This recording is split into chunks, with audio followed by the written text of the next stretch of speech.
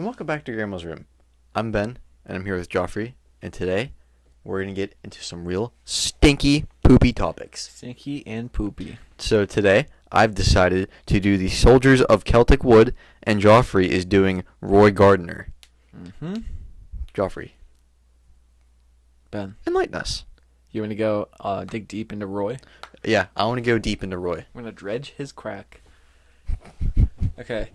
I remember earlier before October where I said it's going to be the spooky month, and I want to do a bunch of, scary things. Yeah, I guess mine is a little spooky. Well, but you're right. I remember, trust me, I didn't forget, but this was too good to pass up, and I was super excited to do it because I love these kind of stories.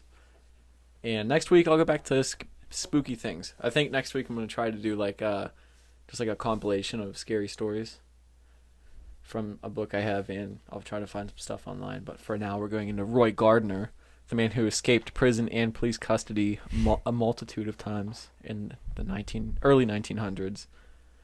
And I heard of Roy on Time Suck with Dan Cummins. He did an episode on Alcatraz, and he touched on Roy Gardner in it. And I was like, "Fuck! I need to do this for the podcast." So without further ado, we're gonna go. We're gonna dredge out Roy Gardner. Tell us about this stinky man. So, Roy Gardner, he was born on January 5th, 1884, in Trenton, Missouri. He was raised in Colorado Springs, Colorado. He was known to be an attractive and charming young man with brown hair and blue eyes, and he was just under 6 feet tall. As a young man, he was a drifter in the American Southwest, where he learned the trades of being a farrier and a miner. I think a farrier is just a guy who works on the boats, on ferries. And he then joined the army in 1905 in order to get away from the world of petty crime, reform schools, and the mining business. So he joined the Army's 22nd Infantry Regiment. But in 1906, he deserted the army, and he drifted to Mexico, where in Mexico he began to smuggle guns to Venustiano Carranza's rebel forces, which Venustiano Carranza, he was he was later going to be the Mexican president, because this was a Mexican civil war that he was supplying the rebels with guns and stuff. And the government forces who were fighting him, they captured Gardner and they sentenced him to death by firing squad. So they had him in their custody. In their crosshairs. Well, they actually they caught him because obviously they don't want people smuggling guns to the rebels. So while he was being held by the Mexican government in Mexico City, on March 29th, 1909, he and 3 other American prisoners broke out by sawing through a wooden door with a knife, and they attacked the guards and somehow escaped. So Gardner then made it back to the United States, where for the next couple years he became a prize fighter and a sparring partner in the Southwest, boxing under the name Young Fitzsimmons. I don't know where the name Fitzsimmons came from, but that's what he used. And he was a sparring partner for heavyweight champion J.J. Jeffries out of the Ben Lemon training camp in Northern California. That's a lot of J's in one name, by the way. Yeah. J.J. Joe John Johnson. Joe John. What the Ben story? Unkempt. Portly. So he was the sparring partner, and then he also I guess not just at this time, throughout his whole life he had a love of gambling, and in 1911 he ended up in San Francisco and was out of money, so from gambling. So he decided to rob a jeweler on Market Street in San Francisco by stealing a tray of diamonds out of the jeweler's hands. I guess while he was I don't know if he was in the store or out on the sidewalk or what, but he just ripped the tray out of his hands and took off. So he was very quickly captured. I don't know if he just didn't know how to use alleys to escape, but he was very quickly captured. And he was sentenced to 5 years in San Quentin State Prison, which to this day is notorious for being a hard prison. Yeah, that's where Johnny Cash went. Mm-hmm. And it's also where Will Ferrell went and Get Hard, or where he was supposed to go. That's where he went. Okay. And during a prison riot in San Quentin, Gardner actually saved a prison guard's life, and he received early parole for doing that in 1913. So he then got married, had a daughter, got a job as an acetylene welder at the Mare Island Navy Yard. So it seemed like he turned his life around. Mm-hmm. He was like on the up and up. He had a family. And then in 1918, he left the Schwab Batcher Company and began his own welding company. So he started to become like a successful business owner, doing like legitimate work. And then in 1920, on a business trip. Now, I found two sources. One said he was on a business trip, and one said he was with his family on vacation. But I'm guessing since he was off on his own gambling that he was on a business trip. But he was in Tijuana. It's like right across the Mexican border. He lost all of his money gambling at the horse race tracks.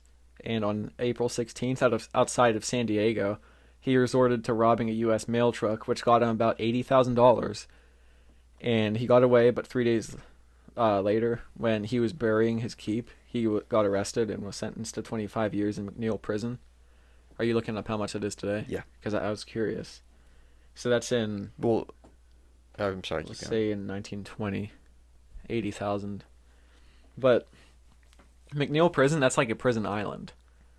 I think, have we talked about that before? McNeil prison? It's like an island. For the pedophiles.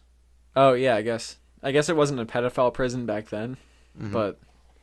Okay. Holy fuck! Oh, God. $1,097,240 today. That's a big keep. Yeah. So, yeah, he got sentenced to 25 years for stealing what today would be over $1 million. But then he vowed that he would never serve his sentence. And this story, like, I get that if you do wrong, that you deserve to do your time, but I love this story so much. It's just so absurd how he gets away. So, on January 15th, 1920, he was on a train with 2 U.S. Marshals. They were, like, escorting him to the prison. And they were outside Portland, Oregon, so they were getting close. Like, his time was running thin to escape before he actually got to prison. Gardner looked out the window and excitedly said, "Look at that deer!" Both guards looked to see the deer, and when they did, Gardner grabbed Marshal Haig's gun out of his holster, and then he disarmed Marshal Kavanaugh. Then he handcuffed the two together, stole $200 of their money off of them. He was like, "Fuck it, I'm taking their money too." Then he jumped off the train and escaped to Canada. What? Yeah. That's like some Ricky type shit. Like give me a smoke. It was just so mind blowing that, like, the simple, "Oh my God, look at that deer," and then he handcuffed them, took their money and their guns, and ran away. So a year later, and they said he got away using like a car, like a motorboat and everything. Like, he stole a bunch of vehicles to get away. So a year later, he decided to return to the United States, and he started robbing banks and mail trains. And people saw him as like a gangster and like a wet, kind of like the last pussy. Like Western outlaw and a wop. And on May 19th, 1921, he robbed a mail train outside of Sacramento, California for $187,000. How much is that? That's got to be close to like $3 million. Yeah, it's... So, and then he robbed another train the next day. So, he was then spotted in Roseville. You said 137,000? 187,000. How much is that in today's money? I'm gonna guess $4 million. I don't know. Okay, that's $2,468,790. So he's stealing a fuckload of money. So he stole that and robbed another train the next day. It didn't say how much he got from the next train. Jesus. But he was then spotted in Roseville at the Porterhouse Hotel, and he was arrested and sentenced to another 25 years at McNeil Island again. And wait, how many years? 25. So this brought his sentence up to 50 years because he never got to serve his first sentence. Mm-hmm. So, oh, by the way, when he was captured this time, he was playing a game of cards in a pool hall, and he didn't notice anything that was happening until it was too late. 3 federal agents like walked right up behind him and surrounded him and arrested him. So, again, his gambling got the best of him. If he would have just laid low, he probably would have gotten away with it. But it wouldn't have made the story so great. So Yeah. maybe he did it all so that we could do this podcast. Good things happen for a reason. Mm-hmm. So he attempted to reduce his sentence by telling agents that, like, where his money was hidden. And when they found nothing, he said, "I guess I've forgotten where I buried that money." I don't know if he was just fucking with them, like buying some more time to try to escape. It kind of seemed like what was happening, because they had to have taken him where he buried his money, so they could point out like where he buried it, because he couldn't just say like this part of the desert. Were they going to dig the whole desert up? Yeah. Like, so in my mind, I figured he was just trying to find more time to escape from them again. So then, U.S. Marshals Mulhall and Wrinkle both were very experienced fast shooting veterans. They took him to McNeil Island. On the train, again, he asked the marshals to let him use a bathroom, and they allowed him, not knowing that earlier a friend of Gardner had hidden a .32 caliber pistol in the bathroom. So he's on the train, asks to go to the bathroom because he knows there's a pistol hidden. I don't know if it's in the toilet or what. Like One of those old ones, the tank, it's like up here. Oh, so you that's just hide right. it. Yeah. You ever see The Godfather? No. Oh, Josh. I need to. But he came out of the bathroom pointing a gun at the marshals again. So he got the best of them again on the train to McNeil Island. He told another prisoner to handcuff the two marshals to their seat, took their guns and their money again, hopped out onto another train outside of Castle Rock, Washington. So that's his second escape from custody. Mm. Well, third escape, because in Mexico City he escaped too, but that wasn't like in this string of robberies. So now the largest manhunt in Pacific Coast history began, because he stole millions of dollars, escaped twice before he even got to prison. He was known as a clever, slippery prisoner who would shoot on sight and had a $5,000 bounty put on his head, which I figured it would have been more if he stole that much money. And like Keeps escaping and holding marshals at gunpoint. yeah, that's what I was getting at. So he got to Centralia, Washington, not Pennsylvania. He got to Centralia, Washington, and had covered his entire face in bandages except for one eye hole. And he told the staff of the Oxford Hotel, he like wandered in and told them that he had been severely burned in an industrial accident, just so he could keep his face covered. So police officer Louis Sonny and proprietor Gertrude Howell, they were suspicious when they saw him just like walking around with bandages on his face, especially since like this was big news, like he escaped. Sorry, I didn't mean to kick you. So they searched his room, I guess without him knowing, and they found a gun, and they accused him of being Gardner. So he started fighting back. He was arrested, and a doctor took off his bandages, revealed him as the, quote, smiling bandit. I guess that's one of his many names. He was sentenced to another 25 years, was heavily shackled, and at last was successfully taken to McNeil Island. So he's at 75 years right now. Yes. So after 6 weeks there, Gardner convinced two other prisoners, Lawardus Bogart and Everett Empin, that he had paid off the tower guards. On Labor Day, September 5th, 1921, everybody, like guards, prisoners, they were all at this prison baseball game during a fly ball, when all the guards would have had their eye on the ball, they took off. They ran 300 yards to a barbed wire fence. I don't know how long this ball was in the air for. Yeah. But they ran 300 yards. Gardner cut a hole in it, and they made it to a pasture where the guards, the whole time the guards were shooting at them. Mm-hmm. So I guess, like, after the guy caught the ball and, like, someone got out or whatever, they looked and they're like, oh, fuck. They're running, so they started shooting at them. And when I say they got to the pasture, just remember this island is for a prison. So that they have a bunch of stuff, I guess, to support the prison and the staff and everything. So Gardner was hit in the left leg. Bogart was hit and badly wounded. And Empin was shot, and he ended up dying after he was caught. His final words were, Gardner told us those fellows in the towers couldn't hit the broadside of a barn. So he, like, pretty much just used them as bait so he could get away. It's not like he was actually befriending them. Gardner shacked up in the prison's barn, and he lived off of the cow's milk while the guards searched everything on the island, including all of the boats, so that, like, he couldn't escape by boat. They couldn't find him. I don't know how they didn't find him in a barn. Yeah. He ended up swimming from McNeil Island to Fox Island, where he survived from living around the orchards, just eating fruit and hiding out, I guess. And he also ended up sending Seattle newspaper a letter for the police saying, come and get me. So he's just antagonizing them the whole time. Wait, how would he send this letter if he's just on this island? I I don't know how big the island is, and he got off that island eventually. He got off. He got off, dude. So now Gardner was America's most wanted gangster and committed a string of crimes throughout Arizona while he was still wanted. But he was then captured by a mail clerk when he was committing a train robbery in Phoenix, and later in 1921. Mail clerk packing? I guess. Wait, all this happened in 1 year? It was a lot of action. Holy shit. So he was then sentenced to another 25 years at Leavenworth Federal Prison. Federal Penitentiary. That's like a military prison now, I think. I don't know if it was still then. I think only military people go there now. I don't know. Gardner said to the newspapers, "Leavenworth will never hold me." And he was... Shit, let me scratch my eye. He was now publicly known as the King of Escape Artists. So during his time, he was transferred to Atlanta Federal Prison, which was the country's toughest prison at the time. In 1926, he tried to tunnel under a wall and saw through some bars into the prison's shoe shop, I guess, to like get a start on his escape.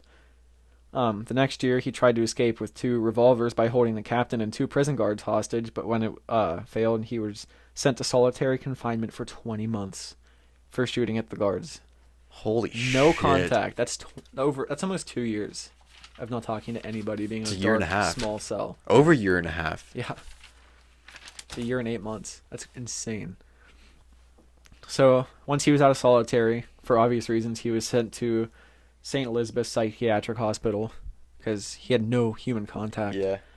And this was in Washington, D.C., where in 1929, the warden said of Gardner that he was the most dangerous inmate in the history of Atlanta prison. So he also threatened a hunger strike and suicide the same year. I don't know what the ends were supposed to be, but I don't think he ever got them. He was sent back to Leavenworth Annex Prison in 1930, and then to Alcatraz in 1934. So he's been in prison for a good while now. Mm. He said Alcatraz was, quote, the toughest, hardest place in the world. And when he was there, his wife divorced him and severed all ties with him. Wait, so it took his wife 14 years to divorce her husband. Yeah. Actually, no, he left, like, in the teens, didn't he? Fuck, I can't remember. Like, 19 or 20. Right around there, I think. He was still with them, like, when...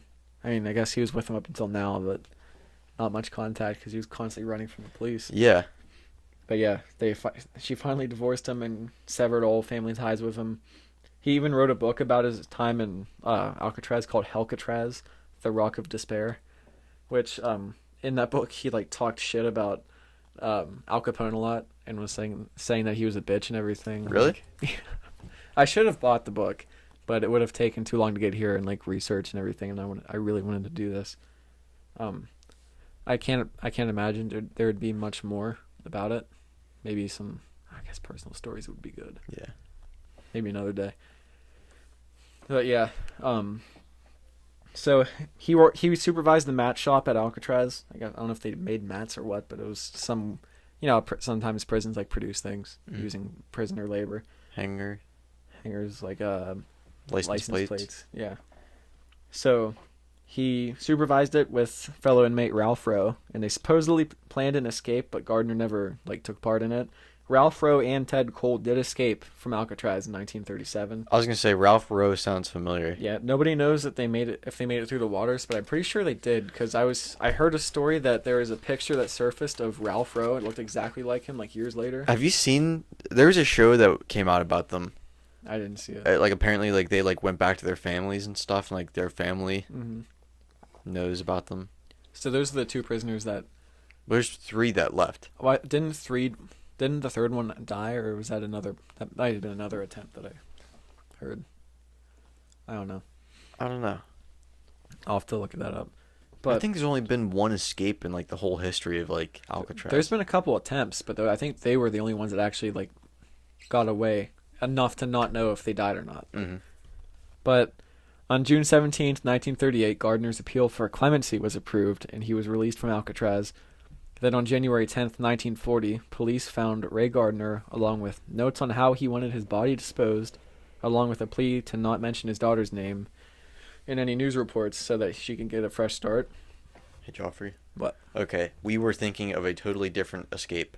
This one is from 1962. Frank Morris, John Anglin, and Clarence England. Or Okay. Anglin. That's who we were thinking about. And they escaped. Yeah. So Well, there's may been- have escaped. We don't know. So there's been 2 supposed breaks that have maybe a successful escape. Anyway, he had committed suicide by mixing cyanide and tear gas and inhaling it at the Hotel Governor in San Francisco, and he left a note on the door that read, "Do not open this door, poison gas, call the police." So, like, what a way to go. It's called the Battle of Alcatraz. Wasn't there, like, a ton of gunfire? Like, they robbed, like, the armory or took some guards' guns and stuff? I don't know, but do you have a pen? Yeah. Oh, are you going to do that for a future thing? Yeah. Thank you. So yeah, Roy Gardner lived a very eventful life, and then he ultimately committed suicide in a hotel bathroom. Oh, the fuck did he get out? Well, they let him out for clemency. I think that just means like good behavior and stuff. But yeah, they let him out, and in 1940, they found him dead in a hotel room. So I'd hate to say this about a guy that was such a shitbag, but I kind of like him. Mm-hmm. Do you He's think like- they used prisoners in World War II? Like, send him over to fight? Yeah. I'd imagine. I don't know. Let me look that up real quick. Because That's I'm sure it'd be really easy to interesting. fake your death and just go anywhere in Europe that you wanted. Oh, yeah. But I don't know if they'd want to do that during wartime. I mean, if there's violent criminals, who's better to have on the front line? True. Do prisoners serve in World War... Oh, it came up as like an autofill question. For numerous security reasons, prison inmates in the United States are not drafted for war, even during World War II, when more men were drafted into the military more than any other time in the country's history. Inmates still remained incarcerated. Hmm. Huh. They still contributed to the war effort, I guess, through I'm production sure and stuff. they had Yeah. them making a bunch of stuff. I figured they would have. Figured they Yeah. would have tried to scrape up anybody that could. Mm-hmm. I mean, I guess you also don't want a prisoner escaping battle and going into some town. Or escaping basic training. Yeah. I mean, be kind of hard, but I guess you Can't have them train. I guess you can have them train in shackles, and then they'll be super fast on the battlefield. it's like training with weights on your ankles. Yeah, or swinging a bat with the donut weight on the end. Yeah. I don't know. Yeah, but that's the story of Roy Gardner, dude. I thought that was such an awesome story. Yeah. It was so funny. His 2 escapes from the train. Mm-hmm. I could not. Okay. If you're those 2 marshals on the second train, and you heard the Fucking story. did it again. If you heard the story of he tricked 2 marshals on the train and escaped. Yeah. First off, either I know this sounds cruel, why let him go to the bathroom? Mm-hmm. And or why didn't you watch him go to the bathroom? Yeah. Stand at the door with the gun in your hand. And even if you went to grab the gun, you'd still have the drop on him. Why? It is so stupid. Were they just tired? But those were supposedly like the veteran ones. Like they were supposed to be like I've seen elite some things in marshals. my day. But I've never seen a guy go to the bathroom to get a gun, I guess. I'm not gonna say one of my favorite movies, but I like The Lone Ranger, the new one with Army, flesh-eating hammer, and Johnny Depp. And there's one part in the movie where the bad guy has to go to the bathroom. He's on a train, or not a prison train, but he's in a prison car, and he go to the bathroom, and there's a gun waiting for him on the train, and he shoots the 2 guys, and then Army Hammer and Tonto, or Johnny Depp is in the car with him, and he ties Johnny Depp and Army Hammer together. Yeah, I have a question about this. Yeah. With all the Me Too, and I guess not technically Me Too for this one, but cultural appropriation and How you didn't can't- he get shit for being how did he an play Indian? Native American and Or, not sorry, get in Native trouble? American. How is he exempt? What's- Everyone else gets in trouble. I guess him and Robert Downey Jr. both got away with it. Because Robert Downey Jr. did got straight a up lot. black. He got a lot of shit for that though. Really? I'm pretty sure he did. People were upset about that. He did straight up blackface, Yeah. except for 5 minutes in Tropic Thunder. And let me say, I love it. That movie is so funny. That's one of my favorite movies. You never know if He it's retarded. has some Native American ancestry down the line somewhere. He says. Yeah, so does It's not Elizabeth Warren. documented. Have you seen her? She's the whitest, most milquetoast woman I've ever seen in my life. They call her Pocahontas. Oh, I know Elizabeth Warren. Yeah. Pocahontas. I'm not complaining. I'm not saying that he should get shit. I'm just You're don't know just how. wondering, yeah, why? I guess we were kind of young though, so maybe that would have gone over our heads. Yeah, but people were digging up stuff from like 30, 40 years ago. Fair. Anyway, I don't know. I thought it was a good movie. I like Yeah. cowboy movies. I thought it was too. I still need to watch The Sisters Brothers with John C. Reilly. and Yeah, Joaquin I haven't Phoenix. seen that either. It's on Hulu, and we have it. I just keep forgetting to watch it. Yeah, when I'm on Hulu, I restarted watching King of the Hill for like the third time, so that's like a priority. I started watching Trailer Park Boys again. Restart. Well, not from the beginning. I was watching like the newer episodes. You gotta start from the beginning, dude. I know. The older ones are so funny. I know. I need to. Leahy's drunk in almost all of them, right? Because I just got through Not the so much in the episode- beginning. Oh, really? He's So it at, just I mean, evolves he's not. throughout the He gets series? drunker throughout the seasons, and then he gets I the just- drunkest he's ever been. The one with Bubbles on the boat.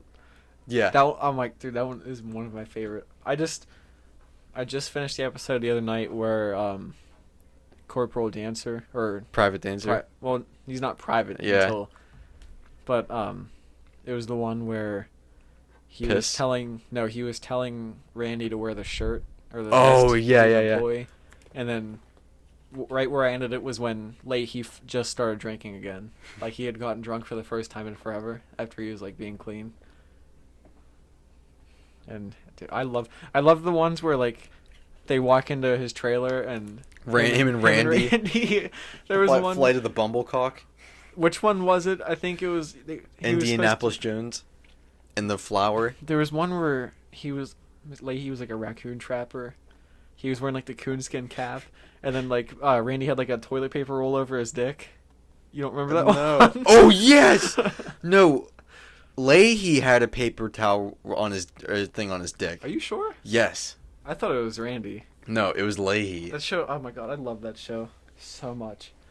I'll watch it for a little bit and I'll forget about it. Me And then too. When I find it again, it's just like, it's like a gem. Why did I stop watching this? Yeah, I should start watching it from the beginning. Okay, you're right about him dressed up.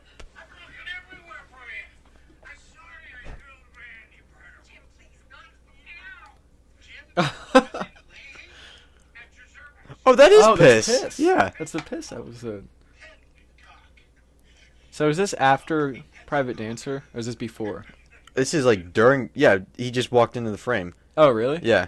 Oh, I might be coming up on that episode like tonight. That's one of my favorite episodes where they're just launching piss jugs off the back of the shipmobile. That huge catapult they built.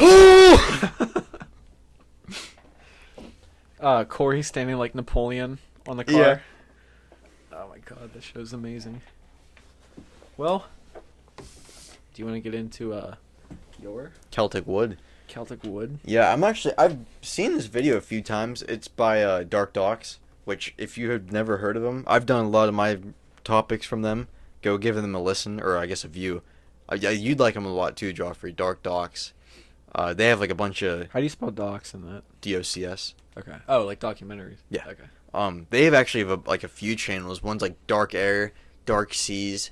They have like all these different like aviation mysteries and stuff like that. yeah, and boat mysteries. They do a lot of.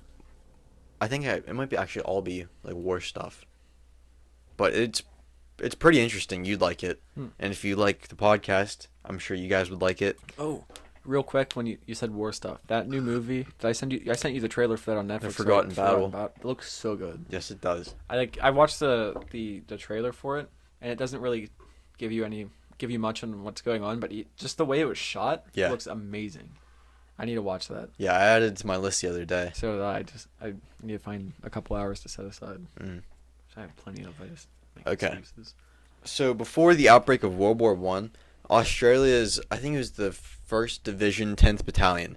They're known as the fiercest group of soldiers like in the world. They were given the name the Terrible 10th for the many dangerous missions that they'd already carried out, let alone by the time the war broke out. So World War One. yeah. Okay. So when they were recruited to attack Celtic Wood in Belgium, they all thought that they'd just steamroll the enemy, and after a series of English victories, English Field Marshal Haig thought that the Germans were just about ready to collapse, like we have them on the run, and the only way his plan would work would be to take Celtic Wood and go from there to Passchendaele Ridge. He knew the Terrible Tenth would be the perfect fit after they proved themselves in the Gallipoli campaign, and they also had guys. I think it's like the equivalent of the Purple Heart. I can't remember what the name of the medal's called, but some of these guys got it while they were on the Eastern Front, and so they were to take Celtic Wood and move to the desired objective of Passchendaele Ridge. Real quick, Passchendaele, that was one of like the worst battles of the war. Okay, I've never heard of it. That's the one where they shelled so much that they destroyed the irrigation system, so it all flooded. Oh, and they had, like, yeah. the 6 feet thick mud. People were drowning in mud, and like poison gas was mixing with it, and like That's fucking insane, dude. Yeah, sorry. No, you're fine. So the 11th and the 12th battalions, they already tried it, but they were unsuccessful in taking Celtic Wood. So one battalion, or I'm sorry, it said that they got like decimated so much. There was one battalion that came back with only 2 men. Damn. I think a battalion's like 85 soldiers. So that's 2 like men were left. yeah. So Lieutenant Frank Scott, he was like the one in charge of the Terrible 10 or the Terrible 10th. He was ordered to pretty much distract the German trenches so that the other Australians and New Zealand soldiers could not sneak past, but like they'd draw the attention, and they'd just go and take Passchendaele and surround the Germans. And so Scott would lead the men in the morning, so the Germans wouldn't think anything of them being like that. They wouldn't think they were being distracted. So it looked like they were just with the whole attack. And the 88 men split into 4 platoons, and they were ordered to attack on October 9th. I think they found out like 6 hours in advance. You have to wake up and go take. Oh shit. Yeah. So Scott and his men went over the top of their trench at 4:50 a.m., and it was the last time most of them would ever be seen again. And by the end of the day, barely any men from the Terrible 10th had come back from the attack. Members of the Red Cross, throughout the day, they tried to rescue men who went in, but German soldiers kept pushing them back. I found the battalion, 300 to 1,000 soldiers. That's how big a battalion is. Okay. Did I say battalion? Yeah. 85. You said 85-ish. Yeah. Well, fuck. It said that. Well, there were like 100 some, but then they lost about 50 guys because of stuff they did beforehand. But still, that doesn't make any sense. That was just a super quick Google search. That wasn't like, I don't know if it was different then or not. It may have been. Okay. Well, anyway, so after waiting about 12 hours, some men were able to come out of their hiding spots and made it back to the trenches. Some of them even bringing back their friends. And it said other guys, they came back and went back out with stretchers to go and try and help their friends. So at 2 a.m. the next day, only 14 men from the Terrible 10th left the position in order to take a break. And it was concluded that they found like a bunch of bodies, but it was concluded that 37 men had just straight up vanished, and they never came out of Celtic Wood. And despite the terrible losses, some newspapers falsely reported that the battle was a huge victory, even though like it was a devastating blow. So just to keep like morale up, or I don't know if they maybe like didn't know. I'm thinking it could be that too. But the mystery of Celtic Wood starts when like you can't find 37 bodies, because that's like a big deal. Were they all taken prisoner? No. Here's the crazy part. So some people think that the Germans, they tried to cover up what happened. Like we don't even. I guess we do know. Fuck! I just gave it away. So some people think that the Germans didn't want anyone to know about what happened, and just threw them in a mass burial. And this is because there's no records in the German army saying anything about this battle, or not the battle, but the 10th. Wait. So wait, so what didn't the Germans want people to know about? Well, we it's not for sure, but people think that they just don't want to know, or they didn't want people to know that they like decimated these guys and just threw them in a mass burial. I don't know why they wouldn't want anyone to know that, because like 37 guys out of the whole war, that's nothing. Well, that, and if their battle is a success, you Yeah. figure they'd want people to know that. Yeah, but for some reason there's no record of any of this in like any German army stuff. And some people even think that there's a supernatural reason or thought for the men's disappearance. And like one of the biggest reasons that like not a whole lot of people remember this is because there's so many like there's so much misreporting and conflicting stories. Like even veterans who were there, they disagree about what happened. So some guys think this, and then another guy thinks the exact opposite. So what do some of them think? Like, what do some of them think that happened? I that can't they disagree remember. with each other. I can't remember. They said I gave like one example in the video. But finally in 2008, Chris Henschke and Robert Kearney, they were finally able to give the true story about what happened after doing like a ton of research. So they go over the top at 4:50, at 5:20, at 5:20 a.m. on October 9th. Celtic Wood was bombarded by English artillery to by the terrible 10th time to get in while the Germans were still dazed. And the Australians stormed the German trenches, but the Germans knew there had already been guys sent to them before, and they knew the English weren't just going to give up like that because they needed to get through there. So they were kind of like, expecting them to be there. Well, that, and one of the main tactics back then was they would bomb the fuck out of it and then charge. So they had to have known they were coming, eventually. So their surprise attack was not a surprise at all.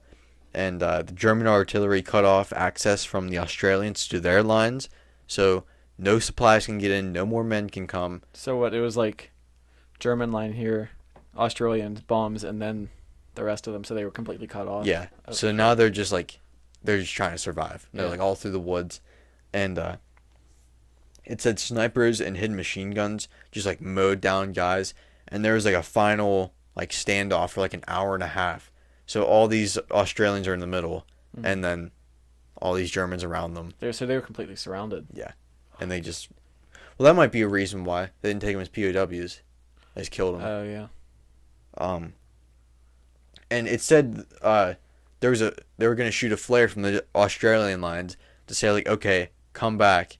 And by the time that they shot it, it was like they're already surrounded. So at that point, Australians just... They're like, oh, shit, we have to go back. So they try running, they leave their spots, and they get killed on the way back, too. And it said that's how Scott was killed. Scott, what was his name? Lieutenant Frank Scott. He was shot, and one of the guys was going back, and he started carrying him, but he had to put Scott down because he wouldn't survive if he didn't. Damn. Can you imagine how desperate that would feel? Especially with how crazy World War I was, being completely surrounded and thinking, like, we have to get back. But, like, the only way back is through the wall of Germans that's completely around you. It'd be insane, dude. Yeah. Plus, it's not even like you can see them. They're all hidden. Oh, yeah, they're, like, sniping them and everything. Yeah. So what, your only chance to survive was just run and hope that a machine gun doesn't hit you? Fuck. I know this, like, is kind of stupid, but it kind of reminds me of that first mission on Battlefield 1. Yeah. Where, like, you're in that... Wait, which one? You're in, like, the one destroyed house, and there's just Germans coming from everywhere. And it's just, like... yeah. I really know what I'm talking about. It was a video game, but... I don't know. I guess it's the only point of reference that I have, like, visually of World War One. Can you imagine being put in that situation, though? They're, like, our age. Yeah. Some of them are younger. Yeah. Some of them would go over at, like, 15 and 16. Yeah. So you could, like, fake birth certificates back then. Yeah. Can you imagine being dropped in that situation? That'd be fucked, dude. It said these guys were, like, super young. Scott, he was 22, and he was leading. Wait, 22? So that'd be like me going over right now. Yeah. And you being in charge. Yeah, I'd say no thanks to that. Yeah. That's like Felix Sparks. He was pretty young. Oh, I guess by the time he was in World War II, he was older. But yeah, I guess it's not a great comparison. No. But still, being 22 and being in charge of a lot of Italian people. And it said that most of the guys were veterans of the Gallipoli campaign, but there were some new recruits. Mm-hmm. Or I guess not recruits, but new guys. Didn't people hate having new recruits with them? Yeah. Because, like, one, you can't get attached to them because, you know, like... They're going to die. Yeah, and then two, they're not as experienced, so they're not going to fight as intelligently as a veteran. I guess you have to become a veteran somehow if you want to... There was a movie we watched in Mr. Guard. It was my sophomore year when we were talking about World War One, and it was from the point of view of the German side, and it had like that exact like problem. Mm-hmm. It was a good movie. I can't remember what it was called, but it was a good movie. It was an older movie. Dude, I saw this post on Instagram the other day.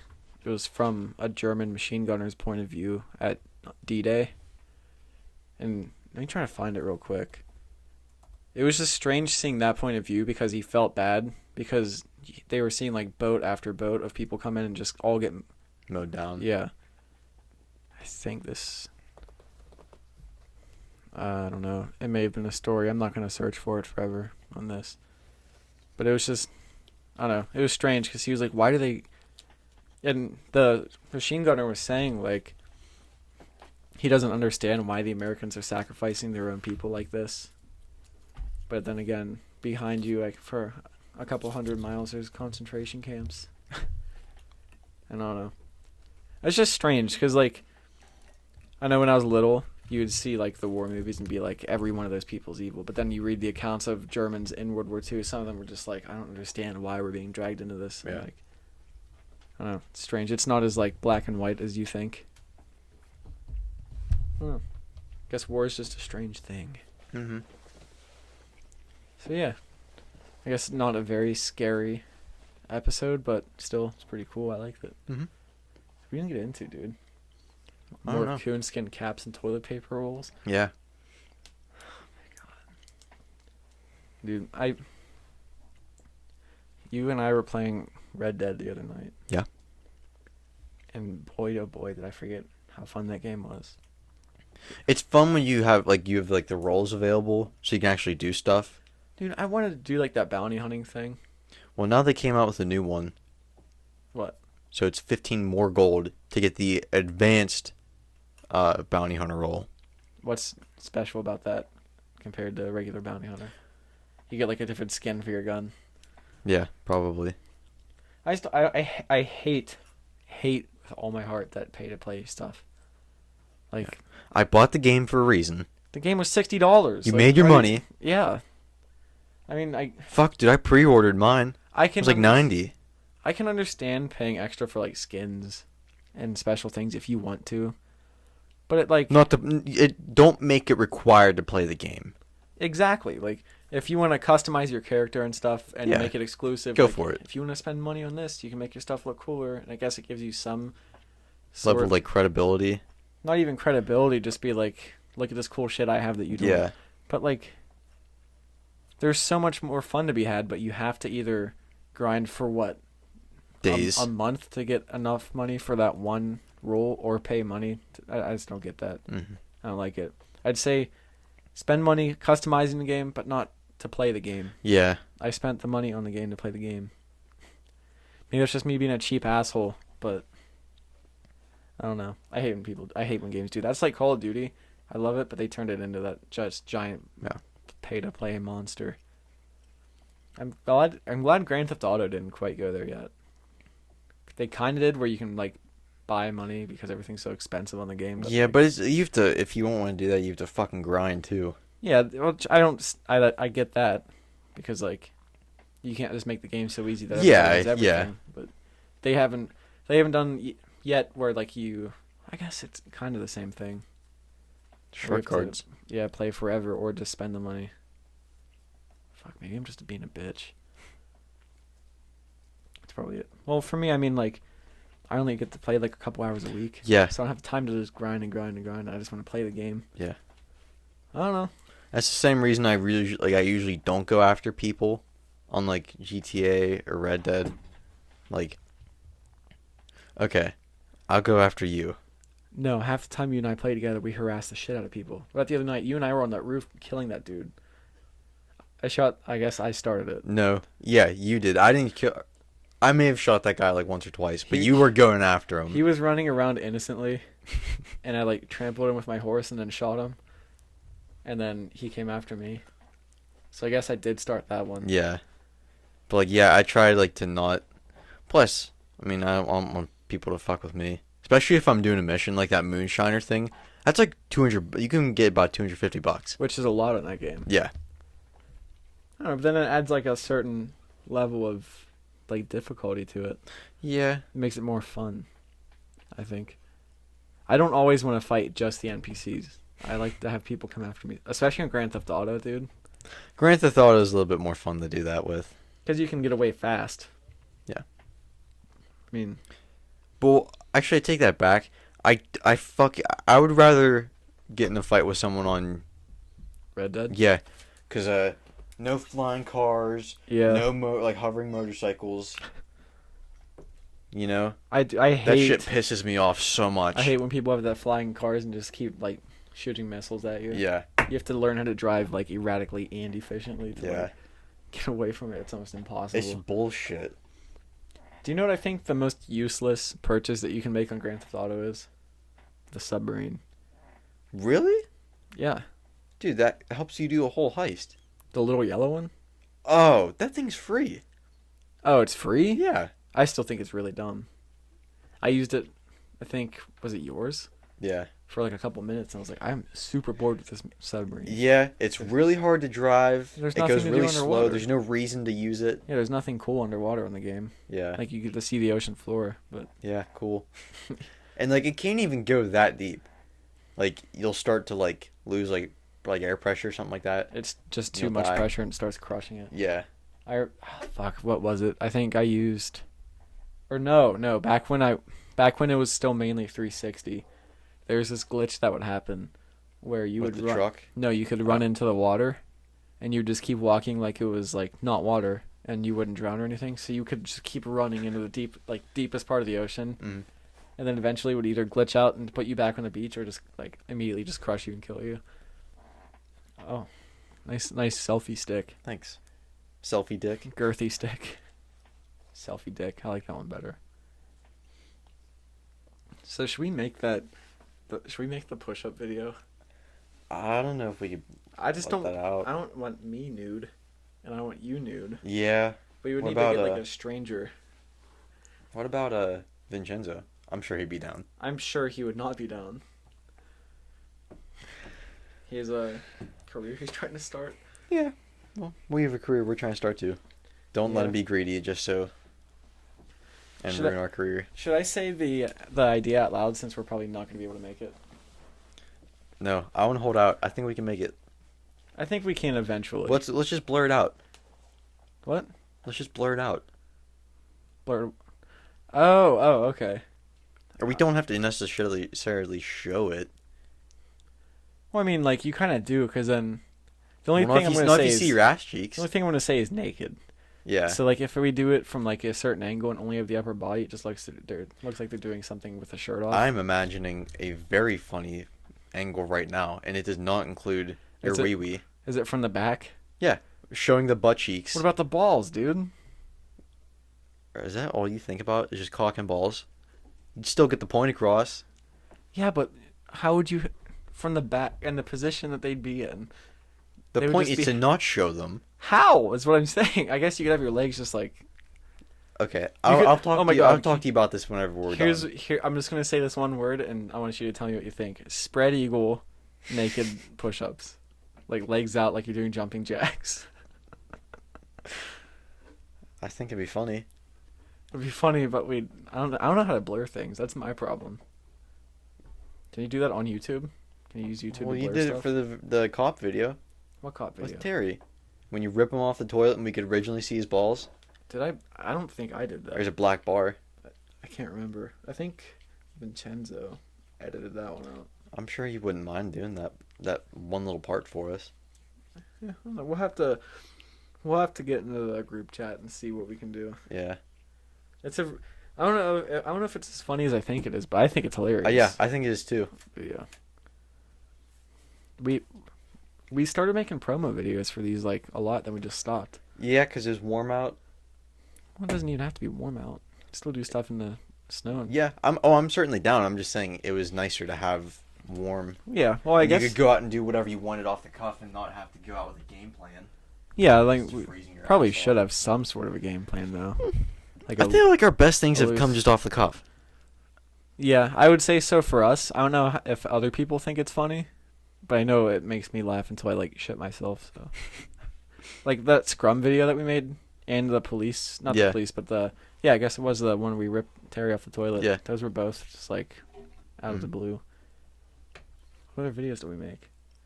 Cum busters or cum Busters? smugglers. Oh, I forgot about that. Cum smugglers. The dildo airplane. That was a promo video, right? Yeah. And then The fishing one with the dildo. yeah, we made a lot with Richard. Did we make one with a cannon? No. I didn't know if that was a promo video. That could No. be. It could be. I still have all the videos from that. Me That's too. why we had to castrate him. Yeah, Fidel Castro, We had to dictator of Cuba. We had to fit the dildo down a cannon. I cannot believe how far it shot. Yeah. That was insane. And Yeah. then it's still in like one piece. I figured that like the force would have like blew it apart or something. Or at least burned it. Oh, I'm glad it didn't. Yeah, me too. Well, What do you Ben? think? you want to call it? Yeah, shit's been shot. What's the score? Spotify, Storyfire. No. I haven't been able to. I keep trying to upload it to Storyfire. It just like will not let me. Okay, no Storyfire, Spotify, Apple Music, Google Podcasts, Stitcher. We're on Stitcher, Google. Rumble. Do you say Google? Yeah. Yeah. Rumble's video, YouTube's video, Twitter, where We post nothing alongside our Facebook. I post on Twitter all the time. Oh, okay. I post pretty much the same stuff I post on the Instagram and Twitter. Oh, okay. Like the updates of the podcast, pretty much. Yeah. Room_grandma on Twitter. Grandma's Room Podcast on Instagram. We're on Facebook, but I literally haven't posted a single thing in like the 3 months that it's been a page. So I hate Facebook. Me too. Yeah. We have plenty of playlists on Spotify. I actually haven't added to them in like 2 or 3 weeks. It's been a little bit. I have music that I want to add to it. I just forgot about it, to be honest. Saloon, Guitar Case, Jukebox, Crimbus Tree, Trap House, Opium Den. All with the word grandmas in front of it. Yeah. Am I missing any others? Jukebox, Guitar Case, Saloon, Clam Jams. Clam Jams. That's like it. 80s party rock. Trap House is rap, obviously. See, Saloon's like older country, like Waylon Jennings, Marty Robbins. Guitar Case is rock. Grandma's Jukebox is old, like 50s jukebox music. What else do we have? There's a bunch of stuff. Crimbus Tree, that's Christmas. That's going to be relevant soon. Yeah. I think that's it. Yeah, there's like 7 or 8. We have... let me find it. 1, 2, 3, 4, 5, 7. Yeah, 7 playlists. We add to them. Did you say Opium Den? Yeah. Yeah, that's like vibe music, I guess you'd call it. So yeah. Give us some love. Yeah, thanks for the listen. We should start brainstorming to do something new on the podcast. Like, and I don't want to say a segment, but like Yeah, I know what you mean. something cool. Cause I was thinking the other day, like, I remember when we were first like building this room out for the podcast. It was like so exciting because like something new was happening with it. Yeah. And I don't want to say we got stagnant, but like we've I just know what you been mean. doing Yeah. the same thing. It's always exciting to do new stuff with it. Mm. I don't know, maybe just like I need to get the soundboard figured out. I bought the soundboard like months ago, Mm. and I got it semi figured out, and then Well, I need a pair of headphones too, which I need to go out and buy them. that's not hard. Yeah. And it's just I could. Oh my god, it was such a bitch trying to get that soundboard to work. But yeah, I mean, the hell is this Spotify? Spotify, it's like putting like a list of songs. Oh, it's my liked songs. It says "Suck My Ass, Gay Frogs." Guess it's like an Alex Jones mashup song, I guess. I don't know. Well, yeah, that's us. Yeah. Thanks for listening. Thanks for listening. Come back next week. Mm-hmm. Actually, less than a week. Yeah, this one's late. Yeah, we got a little distracted this weekend. You came over with the full intention, and then we're just like, we're gonna play video games. Yeah, where the boys at? We haven't had like a hard hang sesh with the boys, so please excuse I us. haven't seen the boys in a long time. This- Like going on, aside from Tracer's house, like a month or two. Mm. Yeah. Well, we did it. Yeah.